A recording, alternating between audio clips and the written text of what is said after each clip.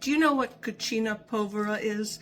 It's a simple way of peasant cooking, technically means a poor kitchen, using ingredients that the Italians in southern Italy had around that didn't cost a lot of money. So tonight I'm going to take one of those soups, but I'm making a few changes to it. The soup I'm going to do tonight is cabbage. Great for the winter because it keeps really well, so you grow it during the summer and store it. And potatoes. Typically it would also be made with some onion and water. So you would saute the onions, cabbage, potatoes in butter or oil, whatever you had. If you had pig fat, you might use that. And then add the vegetables, cook them with water till they're done, add some salt, some pepper, and any herbs that you might have here.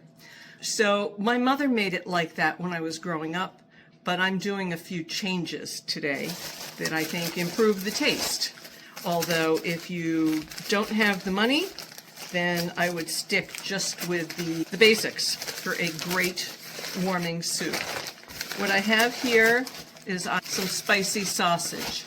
I'm going to remove it from the casing and saute that first. I don't need any butter or oil because I'm going to have the fat from the sausage. Then I'm going to add the onion and saute that, and the cabbage, which is also going to be sauteed.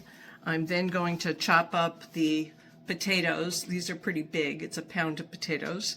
And swirl it around a little bit, add a tiny bit of salt, and then instead of water, which you can certainly do, I am going to add my homemade stock. If you've been following me for a while, you know that I keep all my vegetable trimmings and boil them.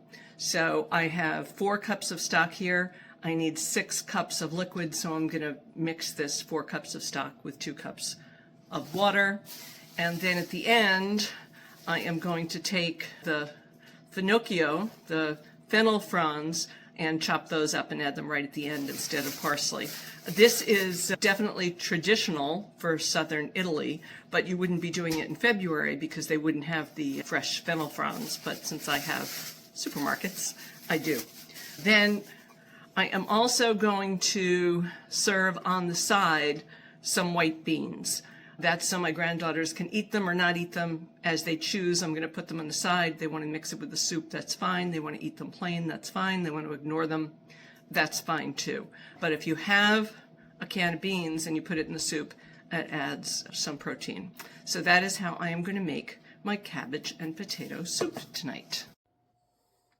Okay, we're going to start by heating the pot and adding in the sausage. I'm using spicy sausage here, but you can use whatever you like. I have a pound of sausage. I then have an onion that I chopped, and that is going to go in there as well.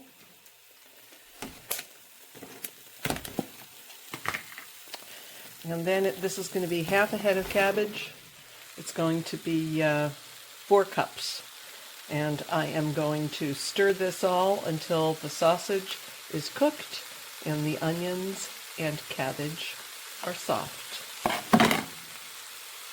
It's been cooking about 10 minutes now, and you can see the onions and cabbage are soft and the sausage is cooked. We're going to add the potatoes.